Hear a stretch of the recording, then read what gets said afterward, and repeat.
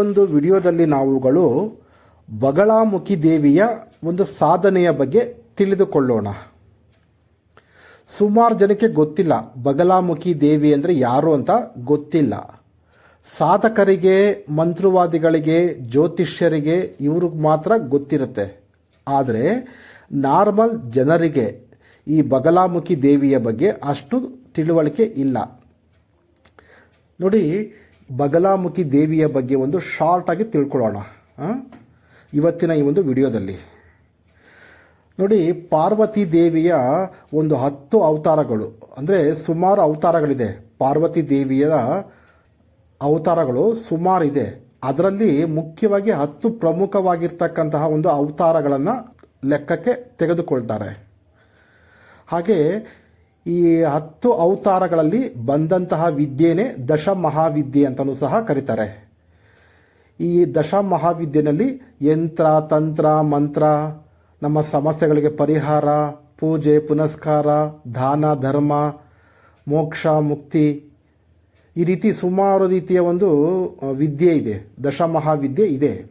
ನೋಡಿ, ಈ ದಶ ಮಹಾವಿದ್ಯೆಯಲ್ಲಿ ಮೊದಲನೆಯ ಅವತಾರ ಬಂದ್ಬಿಟ್ಟು ಕಾಳಿ ಮಾತೆ, ಮಹಾಕಾಳಿ. ಎರಡನೆಯ ಅವತಾರ ತಾರಾದೇವಿ. ಮೂರನೆಯ ಅವತಾರ ಷೋಡಶಿ ದೇವಿ.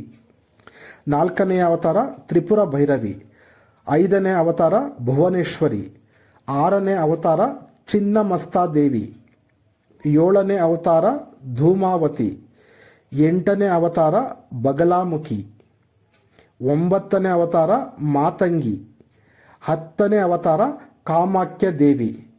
ಕೆಲವು ಕಡೆ ಕಮಲ ದೇವಿ ಅಂತಲೂ ಸಹ ಕರೀತಾರೆ. ಈ 10 ಅವತಾರಗಳಲ್ಲಿ ಬಂದಿರತಕ್ಕಂತಹ ವಿದ್ಯೆನೇ ದಶ ಮಹಾವಿದ್ಯೆ ಅಂತ ಕರೀತಾರೆ.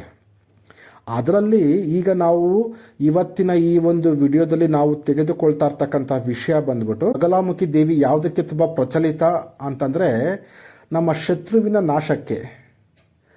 ಅದರಲ್ಲೂ ಸಹ ಈ ಸಾಲಗಾರರು ಇರ್ತಾರೆ ಗೊತ್ತಾ, ನೀವು ತುಂಬ ಸಾಲ ಮಾಡಿಕೊಂಡು ತುಂಬ ಸಮಸ್ಯೆನ ಅನುಭವಿಸ್ತಾ ಇರ್ತೀರ, ಬೀದಿಗೆ ಬಂದುಬಿಟ್ಟಿರ್ತೀರ. ನಿಮ್ಮನ್ನು ಸಾಲಗಾರರು ಬಿಡ್ತಾ ಇರೋದಿಲ್ಲ, ತುಂಬ ಹಿಂಸೆ ಕೊಡ್ತಾ ಇರ್ತಾರೆ, ತುಂಬ ನೋವು ಕೊಡ್ತಾ ಇರ್ತಾರೆ. ಕುಂತರು, ನಿಂತರು, ನಿದ್ರೆ ಮಾಡ್ತಾಯಿದ್ರು, ಊಟ ಮಾಡ್ತಾಯಿದ್ರು, ಮನೆಗೆ ಇದ್ದರು ಇಲ್ಲದೇ ಇದ್ದರು, ಬಂದು ಟಾರ್ಚರ್ ಕೊಡ್ತಾ ಇರ್ತಾರೆ, ತೊಂದರೆ ಕೊಡ್ತಾ ಇರ್ತಾರೆ, ಸಮಸ್ಯೆ ಕೊಡ್ತಾ ಇರ್ತಾರೆ. ಈ ಸಾಲ ಮಾಡಿಕೊಂಡು ಸಾಲಗಾರರ ಕೈಯಲ್ಲಿ ಸಿಕ್ಕಾಕಿಕೊಂಡು ಬದುಕೋದಕ್ಕಿಂತ ಸಾಯೋದೇ ಬೆಸ್ಟು ಅಂತ ಅನಿಸ್ಬಿಡುತ್ತೆ, ಅಷ್ಟು ಹಿಂಸೆ ಕೊಡ್ತಾರೆ. ಅಂಥ ಸಾಲಗಾರರು ನಿಮಗೆ ಬಂದು ತೊಂದರೆ ಕೊಡಬಾರ್ದು. ಆ ಸಾಲಗಾರರೇ ನಿಮಗೆ ಶತ್ರುಗಳಾಗಿರ್ತಾರೆ. ಆ ಶತ್ರುಗಳು ನಿಮಗೆ ತೊಂದರೆ ಕೊಡಬಾರ್ದು. ಆ ಸಾಲಗಾರ ಶತ್ರುಗಳಿಂದ ನಿಮ್ಮನ್ನು ನೀವು ರಕ್ಷಣೆ ಮಾಡ್ಕೊಳ್ಳೋದಕ್ಕೆ ಈ ಬಗಳಾಮುಖಿ ದೇವಿಯ ಒಂದು ಸಾಧನೆಯನ್ನು ಮಾಡಿದರೆ ನಿಮಗೆ ತುಂಬ ಒಂದು ಒಳ್ಳೆಯ ರೀತಿಯ ರಕ್ಷಣೆ ಸಿಗುತ್ತೆ. ಆ ಸಾಲಗಾರರು ನಿಮ್ಮ ತಂಟೆಗೆ ಬರೋದಿಲ್ಲ. ಅಷ್ಟು ಪವರ್ಫುಲ್ ಆಗಿರ್ತಕ್ಕಂಥ ಒಂದು ಈ ಮಂತ್ರ ಸಾಧನೆ. ನೋಡಿ, ಈ ಬಗಳಾಮುಖಿ ದೇವಿ ಏನು ಮಾಡ್ತಾರೆ ಅಂದರೆ ಶತ್ರುವಿನ ನಾಲಿಗೆಯನ್ನು ಮಂತ್ರಶಕ್ತಿಯಿಂದ ಬಂಧನ ಮಾಡಿಬಿಡ್ತಾರೆ. ಶತ್ರುವಿನ ನಾಲಿಗೆಯನ್ನು ಮಂತ್ರಶಕ್ತಿಯಿಂದ ಬಂಧನ ಮಾಡಿದಾಗ ಅವರಿಗೆ ನಿಮ್ಮ ವಿರುದ್ಧವಾಗಿ ಮಾತಾಡೋದಕ್ಕೆ, ನಿಮ್ಮ ಸಾಲಗಾರರು ಅಥವಾ ನಿಮ್ಮ ಶತ್ರುಗಳು ನಿಮ್ಮ ವಿರುದ್ಧ ಮಾತಾಡೋದಕ್ಕೆ ಆಗೋದಿಲ್ಲ, ನಿಮ್ಮ ವಿರುದ್ಧ ಯೋಚನೆ ಮಾಡೋದಕ್ಕೂ ಆಗೋದಿಲ್ಲ, ಅಥವಾ ನಿಮ್ಮ ಮೇಲೆ ಬಂದು ಮನೆ ಹತ್ರ ಬಂದು ಜಗಳ ಮಾಡೋದಕ್ಕೂ ಆಗೋದಿಲ್ಲ, ಅಥವಾ ನಿಮ್ಮನ್ನು ಬೈಕೊಂಡು ಓಡಾಡೋದಕ್ಕೂ ಅವ್ರ ಕೈಲಿ ಆಗೋದಿಲ್ಲ. ಆ ರೀತಿ ಈ ಬಗಳಾಮುಖಿ ಏನು ಮಾಡ್ತಾರೆ, ನಿಮ್ಮ ಶತ್ರುವಿನ ನಾಲಿಗೆಯನ್ನು ಮಂತ್ರಶಕ್ತಿಯಿಂದ ಬಂಧನ ಮಾಡಿಬಿಡ್ತಾರೆ. ನಾಲಿಗೆ ಬಂಧನ ಆದರೆ ನಿಮ್ಮ ಬುದ್ಧಿ ಬಂಧನ ಆಗುತ್ತೆ, ಆನಂತರ ನಿಮ್ಮ ಮನಸ್ಸು ಬಂಧನವಾಗುತ್ತೆ. ನಾಲಿಗೆ, ಬುದ್ಧಿ, ಮನಸ್ಸು 3 ಬಂಧನ ಆಯಿತು. ಮಂತ್ರಶಕ್ತಿಯಿಂದ ಬಂಧನವಾದರೆ ಆ ಶತ್ರು ನಿಮ್ಮ ತಂಟೆಗೆ ಬರೋದಿಲ್ಲ, ನಿಮ್ಮ ಸಹವಾಸಕ್ಕೆ ಬರೋದಿಲ್ಲ. ದುಡ್ಡು ಹೋದರೆ ಹೋಗಲಿ, ಬಿಟ್ಬಿಡ್ತೀನಿ ಅಂತ ಅಂದ್ಬಿಟ್ಟು ಬಿಟ್ಬಿಟ್ಟು ಸುಮ್ಮನೆ ಆಗ್ಬಿಡ್ತಾನೆ. ಆ ರೀತಿ ಒಂದು ಪವರ್ಫುಲ್ಲಾಗಿ ಈ ಒಂದು ಬಗಳಾಮುಖಿ ದೇವಿಯ ಈ ಮಂತ್ರ, ಶಾಬರ ಮಂತ್ರ ನಿಮಗೆ ರಕ್ಷಣೆಯನ್ನು ಮಾಡುತ್ತೆ. ಇದಕ್ಕೆ ಇರ್ತಕ್ಕಂತಹ ಈ ಬಗಳಾಮುಖಿ ದೇವಿಯ ಸಾಧನೆಗೆ ಇರ್ತಕ್ಕಂತಹ ನೀತಿ ನಿಯಮಗಳ ಬಗ್ಗೆ ತಿಳಿಸ್ತೀನಿ, ತಿಳ್ಕೊಳ್ಳಿ. ಹಾಗೆ ಇದಕ್ಕೆ ಬೇಕಾಗಿರ್ತಕ್ಕಂಥ ಸಾಮಗ್ರಿಗಳ ಬಗ್ಗೆ ಸಹ ತಿಳಿಸ್ತೀನಿ, ತಿಳ್ಕೊಳ್ಳಿ. ನೋಡಿ, ಈ ಪ್ರಾರಂಭ ಯಾವತ್ತು ಮಾಡಬೇಕು ಅಂದರೆ ಈ ಒಳ್ಳೆಯ ಮುಹೂರ್ತಗಳು ಇರ್ತಕ್ಕಂತಹ ದಿನ, ಸಮಯ ಆವತ್ತು ನೀವು ಈ ಒಂದು ಸಾಧನೆಯನ್ನು ನೀವು ಪ್ರಾರಂಭ ಮಾಡಬಹುದು. ಅಥವಾ ನವರಾತ್ರಿ, ಅಮಾವಾಸ್ಯೆ, ಪೌರ್ಣಮಿಯಲ್ಲಿ ಸಹ ನೀವು ಈ ಒಂದು ಸಾಧನೆಯನ್ನು ಪ್ರಾರಂಭ ಮಾಡಬಹುದು. ದಿಕ್ಕು, ಈ ಸಾಧನೆಗೆ ನೀವು ಕುಳಿತುಕೊಳ್ತಕ್ಕಂತಹ ದಿಕ್ಕು ಬಂದ್ಬಿಟ್ಟು ಉತ್ತರ ದಿಕ್ಕು. ಉತ್ತರಕ್ಕೆ ಮುಖ ಮಾಡಿ ನೀವು ಕುಳಿತುಕೊಳ್ಬೇಕು. ಹಾಗೆ ದೀಪಕ್ಕೆ ಎಳ್ಳೆಣ್ಣೆ ದೀಪವನ್ನು ನೀವು ಈ ಒಂದು ಸಾಧನೆಯಲ್ಲಿ ನೀವು ಬಳಸಬೇಕಾಗತ್ತೆ. ಆ ಎಣ್ಣೆಯಲ್ಲಿ ನೀವು ಸ್ವಲ್ಪ ಅರಿಶಿಣದ ಕೊಂಬು ಅಂತ ಹೇಳ್ತಾರೆ, ಹಳದಿ ಘಾಟ್ ಅಂತ ಕರೀತಾರೆ, ಕೆಲವು ಕಡೆ ಅರಿಶಿಣದ ಕೊಂಬು ಅಂತ ಹೇಳ್ತಾರೆ. ಆ ಒಂದು ಪೀಸ್ ಅರಿಶಿಣದ ಕೊಂಬನ್ನು ಹಾಕಬೇಕಾಗತ್ತೆ ಆ ದೀಪದ ಎಣ್ಣೆ ಒಳಗಡೆ. ಹಾಗೆ ಸ್ವಲ್ಪ ಅರಿಶಿಣವನ್ನು ಸಹ ನೀವು ಹಾಕಬೇಕಾಗತ್ತೆ ಆ ದೀಪದ ಎಣ್ಣೆ ಒಳಗಡೆ. ಹಾಗೆ ಬತ್ತಿ ಇರ್ತಲ್ವಾ, ವೈಟ್ ಬತ್ತಿ, ಆ ವೈಟ್ ಬತ್ತಿಗೂ ಸಹ ನೀವು ಅರಿಶಿಣವನ್ನು ಲೇಪನ ಮಾಡಬೇಕು. ಅಂದರೆ ಆ ವೈಟ್ ಬತ್ತಿ ಹೋಗಿ ಹಳದಿ ಬಣ್ಣದ ಬತ್ತಿ ಆಗಬೇಕು. ಆ ರೀತಿ ನೀವು ಆ ಬತ್ತಿಯನ್ನು ಸಹ ನೀವು ಹಳದಿ ಬಣ್ಣಕ್ಕೆ ನೀವು ರೆಡಿ ಮಾಡ್ಕೊಳ್ಬೇಕಾಗತ್ತೆ. ಆಮೇಲೆ ವಸ್ತ್ರ ಬಂದ್ಬಿಟ್ಟು ಹಳದಿ ಬಣ್ಣದ ವಸ್ತ್ರ ಆಗಿರಬೇಕು. ನೀವು ಕುಳಿತುಕೊಳ್ತಕ್ಕಂಥ ಆಸನದ ಮೇಲೂ ಸಹ ಹಳದಿ ಬಣ್ಣದ ವಸ್ತ್ರ ಆಗಿ ಹಾಕಿಕೊಂಡು ಆ ಆಸನದ ಮೇಲೆ ಕುತ್ಕೊಂಡು ನೀವು ಜಪ ಮಾಡಬೇಕಾಗತ್ತೆ. ಹಾಗೆ ನೀವು ಪೂಜೆ ಮಾಡ್ತಕ್ಕಂತಹ ಮಂಟಪದ ಮೇಲೂ ಸಹ ನೀವು ಹಳದಿ ಬಣ್ಣದ ಬಟ್ಟೆಯನ್ನು ಹಾಕಿ ಅದರ ಮೇಲೆ ದೇವತೆಗಳ ಫೋಟೋಗಳನ್ನು ಇಟ್ಟು ನೀವು ಪೂಜೆ ಮಾಡಬೇಕಾಗತ್ತೆ.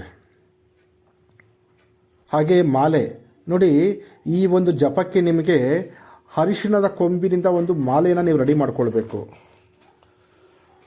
ನೋಡಿ, ಈ ಒಂದು ಸಾಧನೆಗೆ ಮಾಲೆ, ಜಪ ಮಾಲೆ ಯಾವುದು ಅಂತಂದರೆ ಅರಿಶಿಣದ ಕೊಂಬುಗಳನ್ನು ತಗೊಳ್ಳಿ. ಅದರಲ್ಲಿ ನೀವು ಒಂದು ಈ ಹೂವು ಕಟ್ತಾರಲ್ವಾ, ಆ ರೀತಿ ಒಂದೊಂದು ಅರಿಶಿಣದ ಕೊಂಬನ್ನು ಜೋಡಿಸಿ ಹೂವು ಕಟ್ಟೋ ರೀತಿ ನೀವು ಒಂದು ಕಟ್ಕೊಂಡು ಹಾರದ ರೀತಿ ನೀವು ಮಾಡ್ಕೊಳ್ಳಿ. ಹೂವಿನ ಹಾರದ ರೀತಿ ನೀವು ಕಟ್ಕೊಳ್ಬೇಕಾಗತ್ತೆ.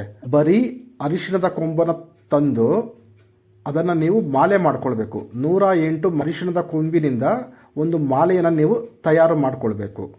ಇದನ್ನೇ ನೀವು ಜಪ ಮಾಡೋದಕ್ಕೆ ಬಳಸಬೇಕಾಗತ್ತೆ ಈ ಒಂದು ಸಾಧನೆಯಲ್ಲಿ. ಹಾಗೆ ಪ್ರತಿದಿನ ನೀವು ಕನಿಷ್ಠ ಅಂದರೆ ಕಡಿಮೆ ಅಂದರೂ 3 ಮಾಲೆ ಜಪ ಮಾಡಬೇಕಾಗತ್ತೆ. ಅದಕ್ಕಿಂತ ನೀವು ಜಾಸ್ತಿ ಬೇಕಾದ್ರೆ ಜಪ ಮಾಡಬಹುದು, ಆದರೆ ಮಿನಿಮಮ್ ನೀವು 3 ಮಾಲೆ ಜಪ ಮಾಡಬೇಕಾಗತ್ತೆ. ಇದಕ್ಕೆ ಸಮಯ ಬಂದ್ಬಿಟ್ಟು ಪ್ರತಿದಿನ ನೀವು ರಾತ್ರಿ 9 ಗಂಟೆಯ ನಂತರ ನೀವು ಈ ಒಂದು ಸಾಧನೆಯನ್ನು ನೀವು ಮಾಡಬೇಕಾಗತ್ತೆ. ಹಾಗೆ ಮಂಟಪದ ಮೇಲೆ ಫೋಟೋ ಬಂದ್ಬಿಟ್ಟು ಬಗಲಾಮುಖಿ ದೇವಿಯ ಒಂದು ಫೋಟೋವನ್ನು ನೀವು ಇಡಬೇಕಾಗತ್ತೆ. ಹಾಗೆ ಜೊತೆಗೆ ಒಂದು ಬಗಲಾಮುಖಿಯ ಒಂದು ಯಂತ್ರ ಬರುತ್ತೆ, ಆ ಯಂತ್ರವನ್ನು ಸಹ ನೀವು ಇಡಬೇಕಾಗತ್ತೆ. ಜೊತೆಗೆ ನಿಮ್ಮ ಗುರುವಿನ ಫೋಟೋವನ್ನು ನೀವು ಇಡಬಹುದು, ಅಥವಾ ಜೊತೆಗೆ ನಿಮಗೆ ಇಷ್ಟವಾಗಿರ್ತಕ್ಕಂಥ ದೇವತೆಗಳ ಫೋಟೋವನ್ನು ಸಹ ನೀವು ಮಂಟಪದ ಮೇಲೆ ಇಟ್ಟು ಪೂಜೆ ಮಾಡಬಹುದು. ನೋಡಿ, ಈ ಬಗಲಾಮುಖಿ ಯಂತ್ರ ನಿಮಗೆ ಬೇಕು ಅಂದರೆ ಇದು ಪ್ರಾಣ ಪ್ರತಿಷ್ಠಾಪನೆ ಪೂಜೆ ಆಗಿರಬೇಕು. ಅಂತಹ ಯಂತ್ರವನ್ನು ಮಾತ್ರ ನೀವು ಬಳಸಿದ್ರೆ ನಿಮಗೆ ಆದಷ್ಟು ಬೇಗನೆ ಒಂದು ಫಲ ಸಿಗುತ್ತೆ. ಹಾಗೆಯೇ ಅಂಗಡಿನಲ್ಲಿ ತಂದು ನೀವು ಇಟ್ಟರೆ ಅದರಲ್ಲಿ ಅಷ್ಟೊಂದು ನಿಮಗೆ ಫಲ ಸಿಗೋದಿಲ್ಲ. ಹಾಗಾಗಿ ನಿಮ್ಗೆ ಈ ರೀತಿ ಪ್ರಾಣ ಪ್ರತಿಷ್ಠಾಪನೆ ಆಗಿರ್ತಕ್ಕಂತಹ ಶಾಬರ ಮಂತ್ರದಿಂದ ಪ್ರಾಣ ಪ್ರತಿಷ್ಠಾಪನೆ ಪೂಜೆ ಆಗಿರ್ತಕ್ಕಂತಹ ಯಂತ್ರ, ಬಗಲಾಮುಖಿ ಯಂತ್ರ ಬೇಕಾಗಿದ್ದರೆ ನೀವು ನಮ್ಮನ್ನು ಸಂಪರ್ಕಿಸಿದರೆ ನಾವು ನಿಮಗೆ ಅದನ್ನು ತಲುಪಿಸ್ತಕ್ಕಂತಹ ಒಂದು ವ್ಯವಸ್ಥೆ ಮಾಡ್ತೇವೆ. ಈ ಒಂದು ಸಾಧನೆಯನ್ನು ನೀವು ಮನೆಯ ಒಳಗಡೆ ಮಾಡಬಹುದು. ಜೊತೆಗೆ ಕಳಸ ಇಡಬೇಕಾಗತ್ತೆ ಮಂಟಪದ ಮೇಲೆ, ಹಾಗೆ ನೈವೇದ್ಯ ಇಡಬೇಕಾಗತ್ತೆ. ಹಾಗೆ ಪಾನೀಯವನ್ನು ಅಂದರೆ ಒಂದು ಲೋಟದಲ್ಲಿ ದೇವರಿಗೆ ಕುಡಿಯೋದಕ್ಕೆ ನೀರನ್ನು ಇಡಬೇಕಾಗತ್ತೆ. ಆಮೇಲೆ ಇಲ್ಲಿ ನೈವೇದ್ಯ ಬಂದ್ಬಿಟ್ಟು ಹಳದಿ ಬಣ್ಣದ ನೈವೇದ್ಯ ಆಗಿರಬೇಕು. ಉದಾಹರಣೆಗೆ ಲಡ್ಡು, ಬೂಂದಿ, ಆಮೇಲೆ ಪಕೋಡ, ಈ ಥರ ನಿಮ್ಗೆ ಯಾವುದು ಇಷ್ಟ ಆಗುತ್ತೋ ಆ ಇದನ್ನು ಹಳದಿ ಬಣ್ಣದಲ್ಲಿ ಮಾಡಿರಬೇಕು. ಆ ಒಂದು ನೈವೇದ್ಯವನ್ನು ಆ ತಾಯಿಗೆ ಅರ್ಪಿಸಬೇಕು. ಯಾಕೆ ಅಂದರೆ ಬಗಲಾಮುಖಿಗೆ ಬಣ್ಣ ಬಂದ್ಬಿಟ್ಟು ಹಳದಿ ಬಣ್ಣ, ಕಾಳಿ ಮಾತೆಗೆ ಬಣ್ಣ ಬಂದ್ಬಿಟ್ಟು ಕಪ್ಪು ಬಣ್ಣ, ಈ ಥರ ಬೇರೆ ಬೇರೆ ದೇವತೆಗೆ ಬೇರೆ ಬೇರೆ ಒಂದು ರೀತಿಯ ಒಂದು ಬಣ್ಣ ಇರುತ್ತೆ. ಆ ಬಣ್ಣದಲ್ಲಿ ಅವ್ರನ್ನ ಆರಾಧನೆ, ಪೂಜೆ, ಪುನಸ್ಕಾರಗಳನ್ನು ಮಾಡಿದಾಗ ಅವ್ರಿಗೆ ಹೆಚ್ಚು ಪ್ರೀತಿಯಾಗಿ ಬೇಗ ಒಲಿದು ಬಂದು ನಮ್ಮ ಸಮಸ್ಯೆಯನ್ನು ನಿವಾರಣೆ ಮಾಡಿಕೊಡ್ತಾರೆ. ಹಾಗಾಗಿ ಹೇಳಿರ್ತಕ್ಕಂಥ ಈ ಒಂದು ಬಣ್ಣವನ್ನು ನೀವು ಪ್ರಯೋಗ ಮಾಡಲೇಬೇಕಾಗುತ್ತದೆ. ನೋಡಿ, ಈಗ ಸ್ನಾನಾದಿಗಳನ್ನು ಮುಗಿಸ್ಕೊಂಡ್ಬಂದು ಏಕಾಂತವಾದ ಕೋಣೆ ಇದ್ದರೆ ನಿಮಗೆ ಒಳ್ಳೆಯದು. ಯಾಕಂದರೆ ಸಾಧನೆ ಮಾಡೋದಕ್ಕೆ ನಿಮಗೆ ಡಿಸ್ಟರ್ಬೆನ್ಸ್ ಇರಬಾರ್ದು. ಹಾಗಾಗಿ ನೀವು ಆದಷ್ಟು ಏಕಾಂತವಾಗಿರ್ತಕ್ಕಂಥ ಒಂದು ಕೋಣೆಯನ್ನು ನೀವು ಬಳಸ್ಕೊಂಡು ಈ ಒಂದು ಸಾಧನೆಯನ್ನು ಮಾಡಿದ್ರೆ ತುಂಬ ಒಳ್ಳೆಯದು. ಈಗ ಸ್ನಾನಾದಿಗಳನ್ನು ಮುಗಿಸ್ಕೊಂಡು ಬಂದು ನಮ್ಮ ಏಕಾಂತವಾಗಿರ್ತಕ್ಕಂಥ ದೇವರ ಕೋಣೆಯಲ್ಲಿ ಕೂತ್ಕೊಂಡು ಎಲ್ಲ ರೀತಿಯ ವ್ಯವಸ್ಥೆಗಳನ್ನು ಮಾಡಿಕೊಂಡು ನೀವು ಈ ಒಂದು ಸಾಧನೆಯನ್ನು ನೀವು ಮಾಡಬೇಕಾಗತ್ತೆ. ನೋಡಿ, ಪೂಜೆ ಎಲ್ಲ ಮುಗಿದ ನಂತರ ನೀವು ನೈವೇದ್ಯವನ್ನು ಹಸುವಿಗೆ ತಿನ್ನಿಸ್ಬೇಕು. ನೀವು ಸೇವಿಸೋ ಹಾಗಿಲ್ಲ. ಕೆಲವೊಂದು ಪೂಜೆಗಳಲ್ಲಿ ನೈವೇದ್ಯವನ್ನು ನೀವು ಅಥವಾ ನಿಮ್ಮ ಮನೆಯವರು ಸೇವಿಸಬಹುದು. ಕೆಲವೊಂದು ಪೂಜೆಗಳಲ್ಲಿ ನೈವೇದ್ಯವನ್ನು ಹಸುವಿಗೆ ತಿನ್ನಿಸ್ಬೇಕಾಗತ್ತೆ, ಕೆಲವೊಂದು ಪೂಜೆಗಳಲ್ಲಿ ನಾಯಿಗೆ ತಿನ್ನಿಸ್ಬೇಕಾಗತ್ತೆ. ಈ ರೀತಿ ಬೇರೆ ಬೇರೆ ರೀತಿ ವಿಧಾನಗಳಿರ್ತದೆ. ಅದನ್ನು ನೀವು ಗಮನವಿಟ್ಟು ತಿಳ್ಕೊಳ್ಳಿ. ಏನೋ ಮಾಡೋಕ್ಕೋಗಿ ಇನ್ನೇನೋ ಮಾಡಬೇಡಿ. ಈಗ ಸ್ನಾನಾದಿಗಳನ್ನು ಮುಗಿಸ್ಕೊಂಡು ಬಂದು ದೇವ್ರ ಮನೆಯಲ್ಲಿ ಕುತ್ಕೊಂಡಿದ್ದೀರಾ. ಈಗ ಶುದ್ಧೀಕರಣ ಮಾಡಬೇಕು. ಅಂದರೆ ನೀವು ತಂದಿರ್ತಕ್ಕಂಥ ಎಲ್ಲ ವಸ್ತುಗಳು ಅಪವಿತ್ರವಾಗಿದ್ದರೆ ಪವಿತ್ರ ಆಗಲಿ ಅಂತ ಅಂದ್ಬಿಟ್ಟು ಸ್ವಲ್ಪ ಹಸ್ತಗಳಲ್ಲಿ ನೀರನ್ನು ಹಾಕ್ಕೊಂಡು ಚಿಮುಕ್ಸ್ಬಿಟ್ಟು ಆ ಒಂದು ಅಪವಿತ್ರದ ಒಂದು ಮಂತ್ರ ಬಂದರೆ ಹೇಳಿ, ಇಲ್ಲ ಬರದೇ ಇದ್ದರೆ ಆ ಅಪವಿತ್ರ ಆಗಿರ್ತಕ್ಕಂಥ ಎಲ್ಲ ವಸ್ತುಗಳು ಪವಿತ್ರವಾಗಲಿ ಅಂತ ಹೇಳ್ಬಿಟ್ಟು ಪ್ರಾರ್ಥನೆ ಮಾಡಿ ಆ ನೀರನ್ನ ಚಿಮುಕ್ಸಿ ಎಲ್ಲ ವಸ್ತುಗಳ ಮೇಲೆ ಶುದ್ಧೀಕರಣ ಮಾಡ್ಕೊಳ್ಳಿ ಫಸ್ಟು. ಇದಾದ ನಂತರ ನೀವು ಮಂಟಪದ ಮೇಲೆ ಇರ್ತಕ್ಕಂತಹ ದೇವರುಗಳಿಗೂ ಸಹ ಪೂಜೆಯನ್ನು ಮಾಡಿ. ನಿಮ್ಗೆ ಯಾವ ರೀತಿ ಬರುತ್ತೋ ಆ ರೀತಿ ಪೂಜೆ ಮಾಡಿ. ಪ್ರತಿನಿತ್ಯ ನೀವು ಮನೆಗಳಲ್ಲಿ ಯಾವ ರೀತಿ ಪೂಜೆ ಮಾಡ್ತೀರೋ ಅದೇ ರೀತಿ ನೀವು ಪೂಜೆ ಮಾಡಿ. ಪೂಜೆ ಎಲ್ಲ ಮಾಡಿ ಆ ನಂತರ ನೀವು ನಿಮ್ಮಷ್ಟು ಆಸನಕ್ಕೆ ನಮಸ್ಕಾರ ಮಾಡಿ. ನಮಸ್ಕಾರ ಮಾಡಿಬಿಟ್ಟು ಆಸನದ ಮೇಲೆ ಕುತ್ಕೊಂಡು ಮಾಲೆಯನ್ನು ತಗೊಳ್ಳಿ. ಅರಿಶಿಣದ ಕೊಂಬಿನ ಮಾಲೆಯನ್ನು ತಗೊಂಡು ನೀವು ಜಪ ಸ್ಟಾರ್ಟ್ ಮಾಡಿ. ಮೊದಲಿಗೆ ನೀವು ಗಣಪತಿ ಮಂತ್ರವನ್ನು 21 ಸಾರಿ ಹೇಳಿ. ಗಂ ಗಣಪತಯೇ ನಮಃ, ಗಂ ಗಣಪತಯೇ ನಮಃ, ಗಂ ಗಣಪತಯೇ ನಮಃ ಅಂತಕ್ಕಂತಹ ಗಣಪತಿಯ ಮಂತ್ರವನ್ನು ನೀವು 21 ಸಾರಿ ಹೇಳಿ. ಗಣಪತಿಯ ಮಂತ್ರ ಜಪ ಆದ ನಂತರ ನೀವು ನವಗ್ರಹ ಮಂತ್ರವನ್ನು ಹೇಳಿ.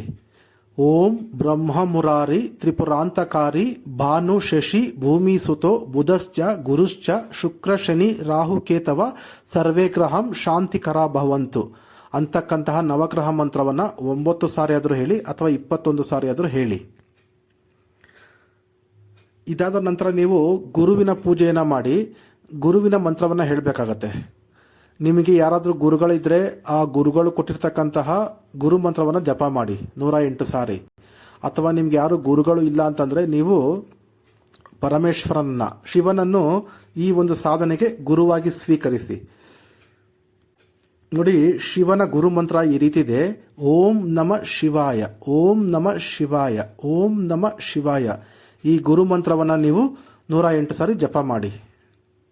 ಒಂದು ವೇಳೆ ನೀವು ಶ್ರೀಕೃಷ್ಣ ಪರಮಾತ್ಮನನ್ನು ಸಹ ಈ ಒಂದು ಸಾಧನೆಗೆ ಗುರುವಾಗಿ ಸ್ವೀಕರಿಸಬಹುದು. ಶ್ರೀಕೃಷ್ಣ ಗುರುಮಂತ್ರ ಈ ರೀತಿ ಇದೆ. ಕ್ಲೀಂ ಕೃಷ್ಣಾಯ ನಮಃ, ಕ್ಲೀಂ ಕೃಷ್ಣಾಯ ನಮಃ, ಕ್ಲೀಂ ಕೃಷ್ಣಾಯ ನಮಃ. ಈ ಕೃಷ್ಣನ ಗುರುಮಂತ್ರವನ್ನು 108 ಸಾರಿ ಜಪ ಮಾಡಿ. ನೋಡಿ, ಗುರುವಿನ ಜಪ ಆದ ನಂತರ ನೀವು ನಿಮ್ಮ ಬಲಗೈ ಹಸ್ತದ ಮೇಲೆ ಸ್ವಲ್ಪ ನೀರನ್ನು ಹಾಕೊಳ್ಳಿ. ಸ್ವಲ್ಪ ಅಕ್ಷತೆ ಇದ್ರೆ ಅಕ್ಷತೆಯನ್ನು ಹಾಕೊಳ್ಳಿ, ಅಥವಾ ಸ್ವಲ್ಪ ನೀರನ್ನು ಹಾಕೊಂಡು ಅದರ ಮೇಲೆ ಹೂವಿನ ದಳಗಳಿದ್ರೆ ಅದನ್ನು ಬೇಕಾದ್ರೆ ಸ್ವಲ್ಪ ಹಾಕೊಳ್ಬಹುದು, ಅಥವಾ ಅಕ್ಷತೆ ಇದ್ರೆ ಸಹ ಹಾಕೊಳ್ಬಹುದು. ಏನು ಇಲ್ಲದೆ ಬರೀ ನೀರನ್ನು ಸಹ ಬೇಕಾದ್ರೂ ಹಾಕೊಳ್ಬಹುದು. ಈಗ ನೀವು ಸಂಕಲ್ಪ ಮಾಡಬೇಕಾಗತ್ತೆ. ಏನಪ್ಪ ಸಂಕಲ್ಪ ಅಂದರೆ, ಗುರುವಿನ ಹತ್ರ ಪ್ರಾರ್ಥನೆ ಮಾಡ್ಕೊಳ್ಬೇಕು. ಗುರುದೇವ, ನಾನು ಇವತ್ತಿನ ದಿನ ಇಂಥವರ ಮಗಳಾದಂತಹ ನಾನು, ಇಂಥವರ ಮಗನಾದಂತಹ ನಾನು, ಇಂತಹ ನಕ್ಷತ್ರ, ಇಂತಹ ರಾಶಿ, ಇಂತಹ ಹೆಸರುಳ್ಳ ಇಷ್ಟು ವಯಸ್ಸಿನ ನಾನು ಇವತ್ತಿನ ದಿನ, ಆ ದಿನ ತಿಥಿ ನಕ್ಷತ್ರ ವಾರ ಎಲ್ಲವನ್ನ ಹೇಳಿ, ಗೊತ್ತಿಲ್ಲ ಅಂದರೆ ಅವತ್ತಿನ ವಾರವನ್ನಾದರೂ ಹೇಳಿಬಿಟ್ಟು ನಾನು ಈ ರೀತಿಯ ಸಾಧನೆಯನ್ನು ಮಾಡ್ತಾ ಇದ್ದೀನಿ. ನನ್ನ ಶತ್ರುವಿನ ನಾಶಕ್ಕಾಗಿ, ನನಗೆ ತೊಂದರೆ ಕೊಡ್ತಾ ಇರ್ತಕ್ಕಂಥ ಶತ್ರುಗಳ ನಾಶಕ್ಕಾಗಿ ಜ್ವಾಲಾಮುಖಿ ದೇವಿಯ ಸಾಧನೆಯನ್ನು ಮಾಡ್ತಾ ಇದ್ದೀನಿ, ಶತ್ರು ಸಂಹಾರಕ್ಕಾಗಿ. ತಾವು ಆಜ್ಞೆ ಕೊಡಿ ಗುರುದೇವ ಅಂತ ಬೇಡ್ಕೊಳ್ಳಿ. ಹಾಗೆ ನಿಮ್ಮ ಪಿತೃಗಳಿದ್ರೆ ಮಾತಾಪಿತೃಗಳು ಸಹ ಬೇಡ್ಕೊಳ್ಳಿ. ಹಾಗೆ ನಿಮ್ಮ ಕುಲದೇವರು, ಇಷ್ಟ ದೇವರು ಯಾರ್ಯಾರಿದ್ರೋ ಎಲ್ಲ ದೇವರ ಹತ್ರ ನೀವು ಬೇಡ್ಕೊಳ್ಳಿ. ನಂತರ ನೀವು ಬಗಲಾಮುಖಿ ದೇವಿ ಹತ್ರ ಬೇಡ್ಕೊಳ್ಳಿ. ಅಮ್ಮ, ನನಗೆ ಇಂಥವರು ಹೇಳಿ, ನಿಮ್ಮ ಶತ್ರುಗಳು ಯಾರ್ಯಾರಿದ್ದಾರೆ ಅವರ ಹೆಸರೆಲ್ಲ ಹೇಳಿ, ಅವರ ಹೆಸರು, ಅವರ ವಯಸ್ಸು, ಅವರ ತಾಯಿ ತಂದೆ ಹೆಸರು ಹೇಳಿ, ಅವರ ಸ್ಥಳ, ಈ ರೀತಿ ನನಗೆ ತೊಂದರೆ ಕೊಡ್ತಾ ಇದ್ದಾರೆ, ಇಂತಹ ವ್ಯಕ್ತಿ ನನಗೆ ಈ ರೀತಿ ಸಮಸ್ಯೆ ಮಾಡ್ತಾ ಇದ್ದಾರೆ, ಇಂಥವರು ಇಷ್ಟು ನನಗೆ ತೊಂದರೆ ಕೊಡ್ತಾ ಇದ್ದಾರೆ, ಕಾಟ ಕೊಡ್ತಾ ಇದ್ದಾರೆ, ದಯಮಾಡಿ ಅವರನ್ನು ನಾಶಗೊಳಿಸು, ಅಥವಾ ನನ್ನಿಂದ ಅವ್ರನ್ನ ದೂರ ಮಾಡಿಬಿಡು, ನನ್ನ ತಂಟೆಗೆ ಬರಬಾರ್ದು ಅವರು. ಆ ರೀತಿ ನನಗೆ ರಕ್ಷಣೆಯನ್ನು ಕೊಡು ತಾಯಿ, ರಕ್ಷಣೆ ಮಾಡಿಕೊಡು ಮಾತಾ ಅಂತ ಬೇಡ್ಕೊಂಡು ಹಸ್ತದಲ್ಲಿರ್ತಕ್ಕಂತಹ ನೀರನ್ನು ಸಂಕಲ್ಪ ಮಾಡಿಕೊಂಡು, ಸಂಕಲ್ಪ ಆದ ನಂತರ ಆ ಹಸ್ತಗಳಲ್ಲಿರ್ತಕ್ಕಂತಹ ನೀರನ್ನು ಅಲ್ಲೇ ಭೂಮಿ ಮೇಲೆ ಬಿಟ್ಬಿಡಿ ಪಕ್ಕದಲ್ಲಿ. ಈಗ ಮತ್ತೆ ಕೈ ತೊಳ್ಕೊಳ್ಳಿ, ಕೈ ಒರೆಸ್ಕೊಳ್ಳಿ, ಮತ್ತೆ ಮಾಲೆಯನ್ನು ಎತ್ಕೊಂಡು ಮತ್ತೆ ಜಪ ಸ್ಟಾರ್ಟ್ ಮಾಡಿ. ನೋಡಿ, ಈಗ ರಕ್ಷಾ ಮಂತ್ರವನ್ನು ಜಪ ಮಾಡಬೇಕಾಗತ್ತೆ. ನಾನು ಹೇಳ್ತಾ ಇರ್ತಕ್ಕಂಥ ಈ ರಕ್ಷಾ ಮಂತ್ರವನ್ನು ಸಹ ನೀವು ಜಪ ಮಾಡಬಹುದು, ಅಥವಾ ನಿಮಗೆ ವಿಡಿಯೋಗಳಲ್ಲಿ ಕೊಡ್ತಕ್ಕಂತಹ ರಕ್ಷಾ ಮಂತ್ರಗಳನ್ನು ಸಹ ನೀವು ಜಪ ಮಾಡಬಹುದು. ನೋಡಿ, ರಕ್ಷಾ ಮಂತ್ರ ಈ ರೀತಿ ಇದೆ. ಓಂ ಅಪಸ್ಸರ್ಪಂತು ಯೇ ಭೂತಃ ಭೂಮಿ ಸಂಸ್ಥಿತ ಯೇ ಭೂತ ವಿಘ್ನಕರ್ತಾರಂಸ್ತೆ ನಶ್ಯಂತು ಶಿವಾಜ್ಞ ಅಪಕ್ರಮಣಾಂತು ಭೂತಾನಿ ಪಿಶಾಚ ಸರ್ವತೋ ದಿಶಾಂ ಸರ್ವೇಶಾಂ ವಿರೋಧಿನ್ ಪೂಜಾ ಕರ್ಮ ಸಮಾರಂಭೆ. ಈ ರಕ್ಷಾ ಮಂತ್ರವನ್ನು 21 ಸಾರಿ ಜಪ ಮಾಡಿ. ಜಪ ಮಾಡಿಬಿಟ್ಟು ನಿಮ್ಮ ಕೈಲಿ ಅಕ್ಷತೆನ ಇಟ್ಕೊಂಡು ನಿಮ್ಮ 4 ದಿಕ್ಕಿಗೂ ನಿಮ್ಮ ಸುತ್ತಲೂ ಆ ಅಕ್ಷತೆನ ಎರ್ಚ್ಕೊಳ್ಳಿ. ಆಗೇನಾಗುತ್ತೆ, ನಿಮ್ಮ ಸುತ್ತಲೂ ರಕ್ಷಣಾ ಕವಚ ನಿರ್ಮಾಣ ಆಯಿತು. ಈಗ ನೀವು ರಕ್ಷಣಾ ಕವಚದಲ್ಲಿ, ದೈವಿಕ ರಕ್ಷಣಾ ಕವಚದಲ್ಲಿ ಇರ್ತೀರಾ. ಆಗ ನಿಮಗೆ ಯಾವುದೇ ದುಷ್ಟಶಕ್ತಿಗಳು, ಪೀಡೆ ಪಿಶಾಚಿಗಳು, ಭೂತ ಪ್ರೇತಗಳು ಅಥವಾ ದುಷ್ಟ ಪ್ರಾಣಿಗಳು, ಜಂತುಗಳು, ಕ್ರಿಮಿಕೀಟಗಳು, ಸರ್ಪಗಳು ಯಾವುದು ಸಹ ಆ ಒಂದು ರಕ್ಷಣಾ ಕವಚದ ಒಳಗಡೆ ಬಂದು ನಿಮಗೆ ತೊಂದರೆ ಕೊಡೋದಿಲ್ಲ, ನೀವು ಮಾಡ್ತಕ್ಕಂಥ ಸಾಧನೆಗೆ ವಿಘ್ನ ಕೊಡೋದಿಲ್ಲ. ಆ ರಕ್ಷಣಾ ಕವಚ ನಿಮ್ಮನ್ನ ಕಾಪಾಡುತ್ತೆ. ಈ ರೀತಿ ರಕ್ಷಾ ಕವಚವನ್ನು ನೀವು ನಿರ್ಮಾಣ ಮಾಡಿಕೊಂಡು ಆನಂತರ ನೀವು ಸರ್ವಾರ್ಥ ಸಿದ್ಧ ಶಾಬರ ಮಂತ್ರವನ್ನು ಜಪ ಮಾಡಬೇಕಾಗತ್ತೆ. ನೋಡಿ, ಸರ್ವಾರ್ಥ ಸಿದ್ಧ ಶಾಬರ ಮಂತ್ರ ಏನಕ್ಕೆ ಅಂದರೆ, ನೀವು ಯಾವುದೇ ಒಂದು ಶಾಬರ ಮಂತ್ರಗಳನ್ನು ಜಪ ಮಾಡೋಕ್ಕಿಂತ ಮುಂಚೆ ಈ ಸರ್ವಾರ್ಥ ಸಿದ್ಧ ಶಾಬರ ಮಂತ್ರವನ್ನು ಜಪ ಮಾಡಿ ಆನಂತರ ನೀವು ಶಾಬರ ಮೂಲ ಮಂತ್ರವನ್ನು ನೀವು ಜಪ ಮಾಡಿದ್ರೆ ಆದಷ್ಟು ಬೇಗನೆ ಅದು ಸಿದ್ಧಿ ಆಗುತ್ತೆ. ಹಾಗಾಗಿ ಈ ಸರ್ವಾರ್ಥ ಸಿದ್ಧ ಶಾಬರ ಮಂತ್ರವನ್ನು ಜಪ ಮಾಡಿ. ನೋಡಿ, ಸರ್ವಾರ್ಥ ಸಿದ್ಧ ಶಾಬರ ಮಂತ್ರ ಈ ರೀತಿ ಇದೆ. ಗುರು ಸಟ್ ಗುರು ಹೈ ವೀರ್ ಗುರು ಸಾಹಬ್ ಸುಮುರೋ ಬಡಿ ಬಾತ್ ಸಿಂಗಿ ಟೋರೋ ವನ್ ಕಹೋ ಮನ್ ನಾವೋ ಕರ್ತಾರ್ ಸಕಲ್ ಗುರುನ್ ಕಾ ಹರ್ಬಜೆ ಗಟ್ಟಾ ಪಕರ್ ಉಟ್ ಜಾಗ್ ಚೇತ್ ಸಂಬಾರ್ ಶ್ರೀ ಪರಂ ಹಂಸ್. ಈ ಸರ್ವಾರ್ಥ ಸಿದ್ಧ ಶಾಬರ ಮಂತ್ರವನ್ನು 21 ಸಾರಿ ಆದರೂ ನೀವು ಜಪ ಮಾಡಬೇಕಾಗತ್ತೆ. ಈಗ ಮೂಲ ಮಂತ್ರ ನೋಡಿ, ಬಗಲಾಮುಖಿ ದೇವಿಯ ಮೂಲ ಮಂತ್ರ ಈ ರೀತಿ ಇದೆ. ಜಯ ಜಯ ಬಗಲಾ ಮಹಾರಾಣಿ ಆಗಮ್ ನಿಗಮ್ ಕಿ ತುಮಿ ಬಖಾನಿ ಸಂಕಟ್ ಮೇ ಗಿರಾ ದಾಸ್ ತುಮಾರೋ ಅಪನೆ ದಾಸ್ ಕೋ ತುರಂತು ಉಬಾರೋ ವೈರಿ ಕಾ ಬಲ್ ಚೀನ್ ಲೋ ಸಾರೋ ನಿರ್ದಯಿ दुष्टों को तुम्ही संघारो जीवा खींच लो शत्रु की सारी बोल सके ना बीच सवारी तुम मातु में दास तुम्हारा आन हरो मम संकट सारा दुहाई ಕಾಮರು ಕಾಮಾಕ್ಯ ಮಾಯಿಕಿ. ನೋಡಿ, ಇಲ್ಲಿ ಸ್ಪಷ್ಟವಾಗಿ ಹೇಳಿದರೆ,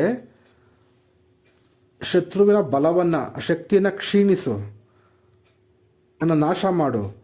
ಜಿವ್ವ ಅಂದರೆ ನಾಲಿಗೆನ ಕಿತ್ತು ಶತ್ರು ಮಾತಾಡದಿರೋ ಥರ ಮಾಡಿಕೊಡ್ತಾಯಿ ಅಂತಂದ್ಬಿಟ್ಟು ಈ ಮಂತ್ರದಲ್ಲಿ ಬರುತ್ತೆ. ಇದು ಹಿಂದಿಯಲ್ಲಿ ಬರ್ತಕ್ಕಂಥ ಮಂತ್ರಗಳು. ಪ್ರತಿಯೊಂದು ಶಾಬರ ಮಂತ್ರಗಳು ಹಿಂದಿನಲ್ಲಿ ಬರುತ್ತೆ. ನಮ್ಮ ವೈದಿಕ ಮಂತ್ರಗಳು ಸಂಸ್ಕೃತ ಭಾಷೆಯಲ್ಲಿ ಇರ್ತದೆ, ಬಟ್ ಶಾಬರ ಮಂತ್ರಗಳು ಹಿಂದಿನಲ್ಲಿ ಬರ್ತದೆ. ಹಾಗಾಗಿ ಸ್ವಲ್ಪ ಹಿಂದಿ ನಿಮಗೆ ಬಂದರೆ ತುಂಬ ಒಳ್ಳೆಯದು, ಅರ್ಥ ಆಗುತ್ತೆ. ಈ ರೀತಿ ನೀವು ಮೂಲ ಮಂತ್ರವನ್ನು ನೀವು 108 ಸಾರಿ ಬೇಕಾದರೂ ಹೇಳಿ, ಅಥವಾ ಇನ್ನೂ ಶಕ್ತಿ ಇದ್ರೆ ನಿಮಗೆ 3 ಮಾಲೆ, ಪ್ರತಿದಿನ 3 ಮಾಲೆ ಜಪ ಮಾಡಿದ್ರೆ ತುಂಬ ಒಳ್ಳೆಯದು. ಈ ಒಂದು ಎಷ್ಟು ದಿನ ವ್ರತ ಮಾಡಬೇಕಂದ್ರೆ, ನೀವು ಕಡಿಮೆ ಅಂದರೆ ನೀವು 7 ದಿನ ಅಥವಾ ವ್ರತ ಮಾಡಬೇಕಾಗತ್ತೆ. 11 ದಿನ ಬೇಕಾದ್ರೂ ಮಾಡ್ಬೋದು, ಅಥವಾ 21 ದಿನ ಬೇಕಾದ್ರೂ ನೀವು ವ್ರತವನ್ನು ನೀವು ಈ ಸಾಧನೆಯನ್ನು ನೀವು ಮಾಡಬಹುದು. ಈ ರೀತಿ ನೀವು ಮಾಡಿ ನಿಮ್ಮ ಶತ್ರುವನ್ನು ನೀವು ನಾಶಗೊಳಿಸಿ ನೀವು ಸಂರಕ್ಷಣೆಯಲ್ಲಿ, ಆ ದೇವಿಯ, ಬಗಲಾಮುಖಿ ದೇವಿಯ ಒಂದು ರಕ್ಷಣೆಯಲ್ಲಿ ನೀವು ಇರಬಹುದು. ಕೊನೆಯಲ್ಲಿ ನಿಮಗೆ ಹೋಮ ಮಾಡಬೇಕಾಗತ್ತೆ, ಹೋಮ ಹವನ. ನಾವು ಈ ಮುಂಚೆ ಒಂದು ವಿಡಿಯೋ ಹಾಕಿದ್ದೀನಿ, ಹವನ ಯಾವ ರೀತಿ ಮಾಡಬೇಕು, ಹೋಮ ಯಾವ ರೀತಿ, ಹೋಮ ಅಥವಾ ಹವನ ಎರಡೂ ಒಂದೇನೆ, ಯಾವ ರೀತಿ ಮಾಡಬೇಕು ಅಂತ ನಾನು ಒಂದು ವಿಡಿಯೋನ ಹಾಕ್ತೀನಿ, ಅದನ್ನು ನೋಡಿ ನಿಮ್ಗೆ ಅರ್ಥ ಆಗುತ್ತೆ. ಏನಿಲ್ಲ, ಒಂದು ಹವನ ಕುಂಡ ತಗೊಳ್ಳಿ. ಹೋಮ ಮಾಡೋದಕ್ಕೆ ಹವನ್ ಸಾಮಗ್ರಿ ಅಂತ ಬರುತ್ತೆ, ಒಂದು ಪ್ಯಾಕೆಟ್ 1 kg ಅರ್ಧ kg ಸಿಗುತ್ತೆ. ಎಲ್ಲ ಗಿಡಮೂಲಿಕೆಗಳನ್ನು ಅದರಲ್ಲಿ ಪೀಸ್ ಮಾಡಿ ಹಾಕಿರ್ತಾರೆ. ಹವನ್ ಸಾಮಗ್ರಿ ಪ್ಯಾಕೆಟ್ ತಗೊಳ್ಳಿ. ಅದಕ್ಕೆ ಒಂದು 1/4 ಲೀಟ್ರು ಇಲ್ಲ ಒಂದು ಅರ್ಧ ಲೀಟ್ರು 1/4 ಲೀಟ್ರ್ ಸಾಕಾಗತ್ತೆ. ಎಳ್ಳೆಣ್ಣೆನ ಮಿಕ್ಸ್ ಮಾಡ್ಕೊಳ್ಳಿ.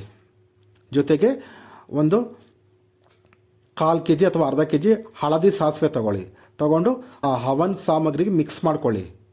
ಹವನ್ ಸಾಮಗ್ರಿ ಜೊತೆಗೆ ಎಳ್ಳೆಣ್ಣೆ ಪ್ಲಸ್ ಹಳದಿ ಸಾಸಿವೆ, ಸ್ವಲ್ಪ ಅರಿಶಿಣ ಇಷ್ಟನ್ನು ಹಾಕಿ ಮಿಕ್ಸ್ ಮಾಡ್ಕೊಳ್ಬೇಕಾಗತ್ತೆ. ಹವನ್ ಸಾಮಗ್ರಿಯನ್ನು ಮಿಕ್ಸ್ ಮಾಡಿಕೊಂಡು ಹೋಮ ಕುಂಡದಲ್ಲಿ ಕರ್ಪೂರದ ಸಹಾಯದಿಂದ ಮಾವಿನ ಸೌದೆ ಹಚ್ಚಬೇಕಾಗತ್ತೆ.